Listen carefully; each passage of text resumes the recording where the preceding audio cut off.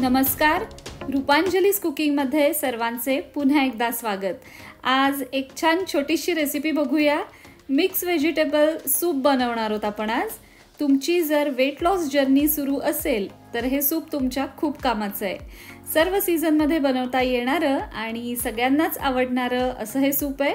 तर सुरू करूया।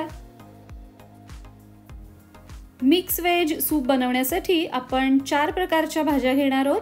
पाव वाटी गाजराचे तुकडे मीडियम साइज मध्ये चिरून घ्यायचे। त्यानंतर पाव वाटी दुधी भोपळ्याचे तुकडे घ्यायचे। या सूप मध्ये दुधी भोपळा आवर्जून वापरा, खूप छान चव येते, पोटही भरतं आणि त्यामुळे वजन कमी करण्यासाठी एकदम मस्त। थोडासा फ्लॉवर घ्यायचा आहे आणि अर्धी वाटी पातळ उभा चिरलेला कोबी घ्यायचा आहे। कोबी आणि फ्लॉवरचा उग्रवास या सूपला अजिबात येत नाही। यानंतरचा जिन्नस म्हणजे 1 ते 1.5 टेबलस्पून कॉर्नफ्लॉवर घ्यायचे। हे नसेल तर साधं गव्हाचं पीठ वापरलं तरी चालेल। आता कोबी सोडून बाकीच्या तिन्ही भाज्या अगदी थोड्याशा वाफवून घ्यायच्यात। कुकरमध्ये आपण शिट्टी करणार नाही आहोत यांची। भाज्यांमध्ये अगदी थोडंसं पाणी घालून कुकरमध्ये ठेवायचं।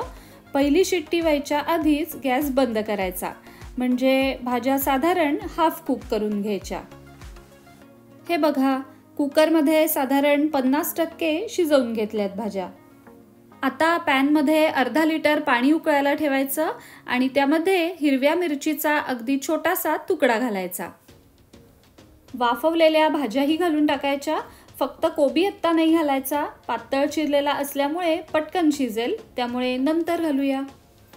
आता मीडियम गॅसवर 5 ते 6 मिनिटं हे छान उकळायचं, म्हणजे भाज्या पूर्ण शिजतील आणि त्यांचा छान स्टॉकही तयार होईल। 3 ते 4 मिनिटांनंतर जो चिरलेला कोबी आहे तो सूपमध्ये घालून टाकूया। यामुळे कोबी खूप जास्त मऊ शिजत नाही आणि मुख्य म्हणजे त्याचा उग्र वास सूपला येत नाही। 5 मिनिटं झाली आहेत, सूप छान उकळतंय, तोपर्यंत कॉर्नफ्लॉवर पाण्यामध्ये मिक्स करूया।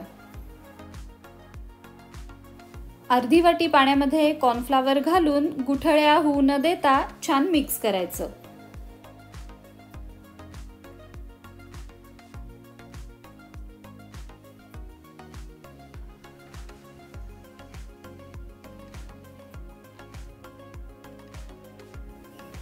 सूप मस्त उकळलाय, भाज्याही योग्य तेवढ्या शिजल्यात। आता यात कॉर्नफ्लॉवरचं पाणी घालून टाकूयात आणि अजून अगदी 2 मिनिटं उकळूया।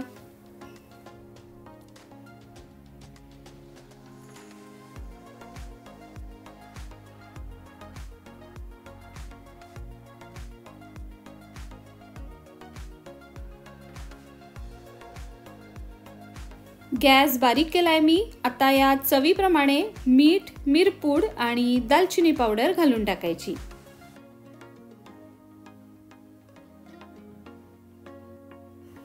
वाह, मस्त गरमागरम सूप तयार झालंय। एकदम बरोबर कन्सिस्टन्सी आली आहे, खूप पातळही नाहीये, खूप घट्टही नाहीये, परफेक्ट। 1 ते 2 लोकांसाठी पोटभर सूप तयार आहे। रात्रीच्या जेवणात मोठा बोल भरून हे सूप आणि बरोबर ओट्स किंवा नाचणीचं छोटंसं घावन, एकदम हेल्दी डाएट होईल। नक्की करून बघा। रेसिपी आवडली असेल तर लाईक आणि शेअर करायला विसरू नका। लवकरच भेटू अजून एका मस्त सूपच्याच रेसिपी सहित। पाहत रहा रूपांजलीज कुकिंग।